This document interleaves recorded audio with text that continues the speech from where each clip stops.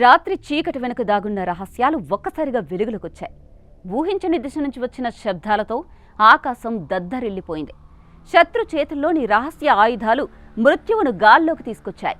Russia నేలపై నిన్న జరిగిన ఘోర దాడి ఈ యుగంలో పాతబాటలు విడిచిపెట్టి కొత్త యుద్ధ గీతాన్ని పలికించింది. ఆధునిక యుద్ధాల్లో డ్రోన్ల పాత్రను కళ్లకు కట్టింది.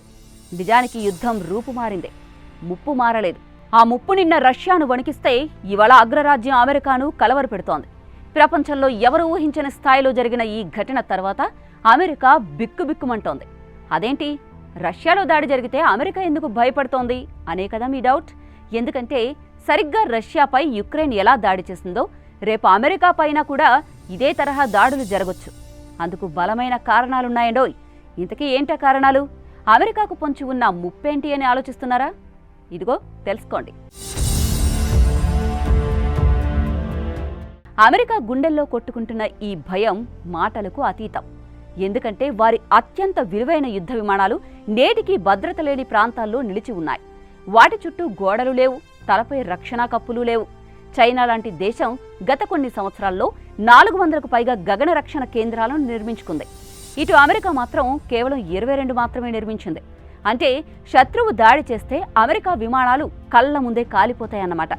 యుద్ధం జరిగితే గాల్లో కాదు, నేల మీదే విమానాలు నాశనమవుతాయి. ఇటు రష్యా వైమానిక స్థావరాలపై యుక్రెయిన్ చేసిన దాడి చూస్తే కొన్ని విషయాలు స్పష్టంగా అర్థమవుతున్నాయి. దాదాపు 4000 కిలోమీటర్ల దూరం దాటి వెళ్లిన డ్రోన్లు రష్యా గుండెల్లో దూసుకుపోయి ఏకంగా అణు సామర్థ్య విమానాలను ధ్వంసం చేసేశాయి. సరిగ్గా అలాంటి డ్రోన్లే అమెరికా గగనతలాన్ని చీల్చివేస్తాయి అన్న భయం ఇప్పుడు అక్కడి అధికారులను వెంటాడుతోంది. రక్షణ లేకుండా ఉన్న అమెరికా విమానాశ్రయాలు డ్రోన్లకు బలైపోతే అంతకంటే ఘోరమైన ఓటమి అగ్రరాజ్యానికి మరొకటి ఉండదు.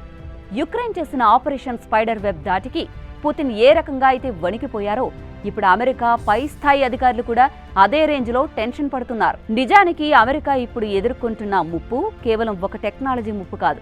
ఇది ఆ దేశపు అలసత్వానికి నిదర్శనం.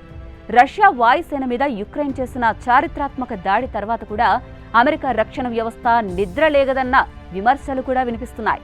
ఒకవేళ శత్రు దేశాలు ఇదే పందాలో అమెరికాపై దాడికి దిగితే ఆ ముప్పు వైమానిక స్థావరాలకే కాదు, అణు స్థావరాలకు కూడా చేరగలదు. అది మరింత భయంకరమైన దృశ్యం. ఎందుకంటే ఇప్పుడు యుద్ధం కేవలం బాంబులతో జరగదు, డేటా, డ్రోన్లు, డిసిప్లిన్తో జరుగుతుంది.